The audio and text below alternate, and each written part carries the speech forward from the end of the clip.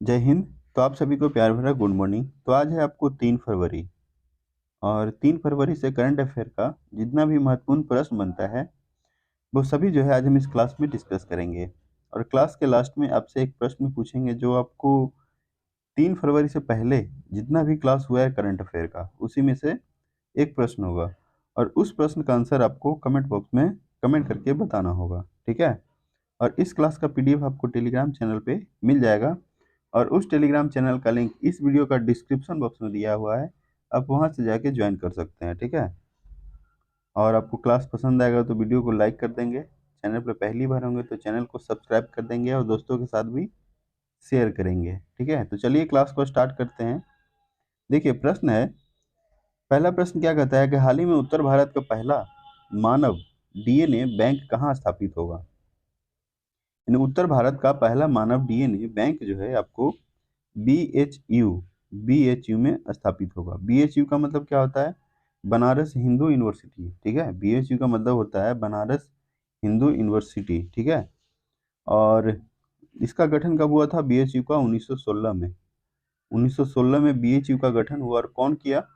तो मदन मोहन मालवीय। मदन मोहन मालवीय ने बीएचयू का गठन किया। ठीक है। नेक्स्ट है आपको सेकंड प्रश्न। सेकंड क्या कहता है कि वित्तीय वर्ष 2024-25 के अंतरिम बजट के अनुसार वर्ष 2023-24 में राजकोषीय घाटा कितने प्रतिशत रहा है? तो देखिए इसका आंसर होगा आपको 5.8%। क्या कितना होगा? 5.8%। और अंतरिम बजट जो है कौन पेश किए हैं? तो ये आपको याद रखना है, वित्त मंत्री निर्मला सीतारमन जी। ठीक है। छठी बार, कितना बार? छठी बार पेश किए हैं क्या? अंतरिम बजट। ठीक है।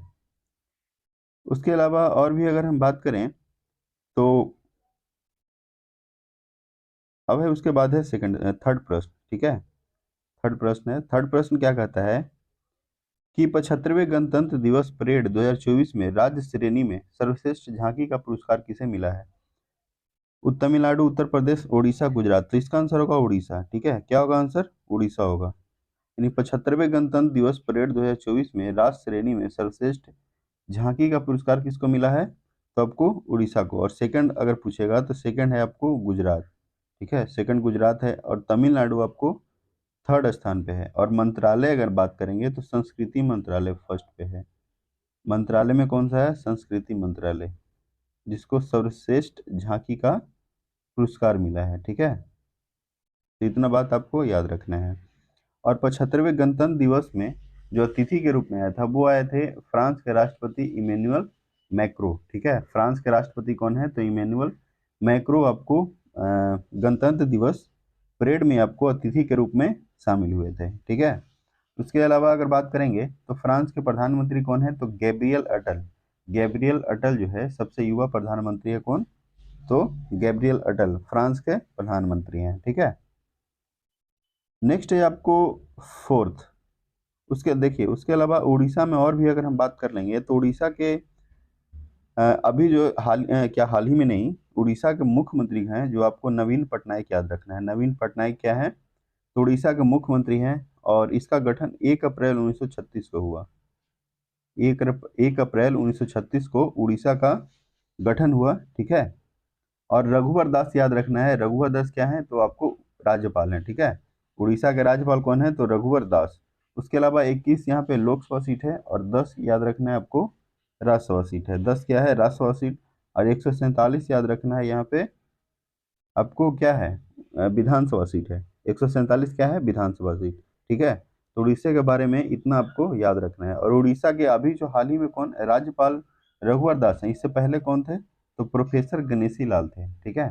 प्रोफेसर गणेशी लाल। नेक्स्ट है आपको फोर। फोर क्या कहता है कि देश का प्रथम आईआईटी सैटेलाइट कैंपस कहाँ विकसित होगा?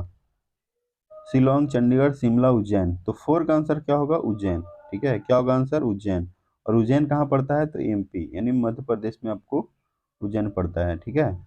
और कुंभ मेला अब भी आपको उज्जैन में होता है। ठीक है।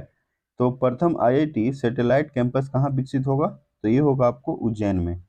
और एमपी में अगर हम बात करेंगे, एमपी में अभी हाल ही एमपी के हाल ही में, ठीक है, यानी मध्य प्रदेश में। ठीक है। मध्य प्रदेश में हाल ही में अभी कौन मुख्यमंत्री बने हैं? तो आपको मोहन यादव याद रखना है। मोहन यादव आपको हाल ही में मुख्यमंत्री बने हैं। और मंगू भाई छगन भाई पटेल क्या हैं, तो आपको राज्यपाल। और इसका गठन 1 नवंबर 1956 को हुआ। 1 नवंबर 1956 को इसका गठन हुआ। उसके अलावा 1 नवंबर 1956 को आपको केरल, कर्नाटका और लक्षद्वीप, ये जो है तीन, यानी दो हो गया, तीन हो गया आपको राज्य, एक हो गया यूटी यानी केंद्र शासित प्रदेश, जैसे कर्नाटका, केरल और मध्य प्रदेश, इस सब का गठन कब हुआ, तो 1 नवंबर 1956 को। और लक्षद्वीप का भी, ठीक है। तो ये जो डेट है आपको याद रखना है।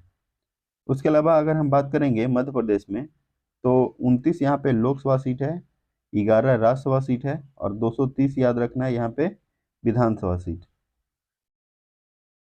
अब उसके बाद है आपको फिफ्थ।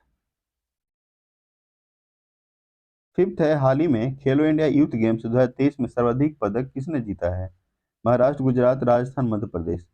तो 5 का जो आंसर होगा आपको महाराष्ट्र होगा। क्या होगा, महाराष्ट्र। यानी खेलो इंडिया यूथ गेम्स 2023 में सर्वाधिक पदक कौन जीता, तो आपको महाराष्ट्र जीता है। और महाराष्ट्र की राजधानी कहाँ है, तो आपको पता होगा मुंबई है महाराष्ट्र की राजधानी। और सीएम कौन है, तो एकनाथ शिंदे याद रखना है।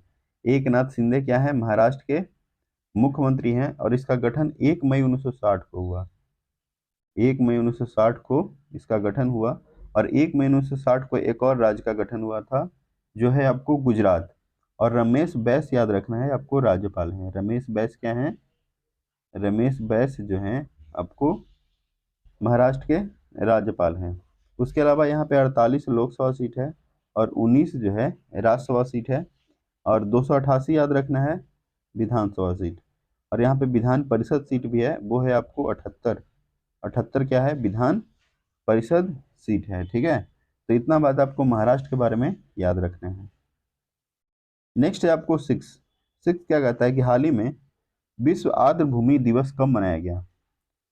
तो देखिए 1 फरवरी, 2, 3 और 5, तो इसका आंसर होगा 2 फरवरी। यानी 2 फरवरी को विश्व आर्द्र भूमि दिवस मनाया गया। और 1 फरवरी को तो तटरक्षक दिवस, तट रक्षक दिवस 1 फरवरी को मनाया गया। 1 फरवरी क्या है, 1 फरवरी 1977 को तटरक्षक दिवस मनाया गया, ठीक है।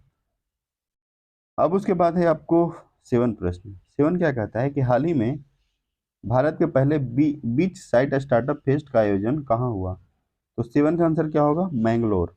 क्या होगा, मैंगलोर। यानी मैंगलोर में बीच साइड स्टार्टअप फेस्ट का आयोजन हुआ है, ठीक है। नेक्स्ट है आपको 8। 8 क्या कहता है कि हाल ही में 37वां सूरज कुंड शिल्प मेला कहाँ आयोजित किया जाएगा। यानी 37वां सूरज कुंड शिल्प मेला जो है आपको कहाँ आयोजित किया गया, तो ये जो है आपको फरीदाबाद। क्या होगा आंसर, फरीदाबाद, ठीक है। फरीदाबाद इसका आंसर होगा।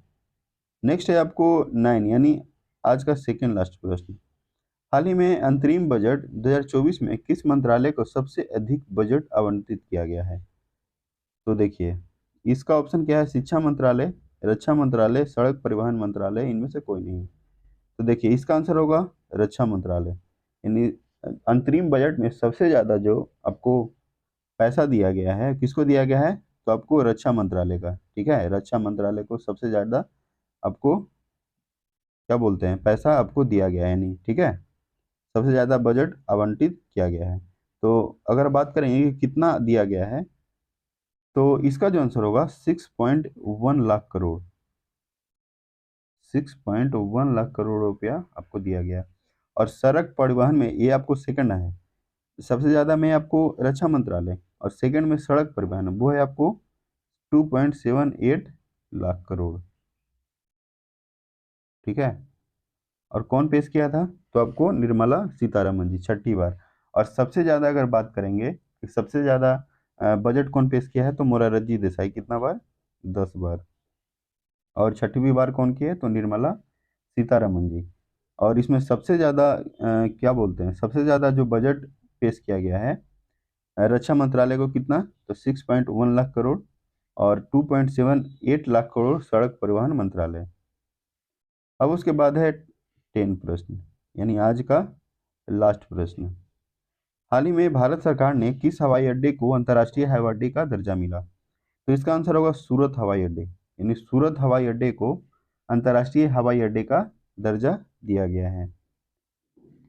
अब उसके बाद यह जो प्रश्न है आपको होमवर्क है, ठीक है।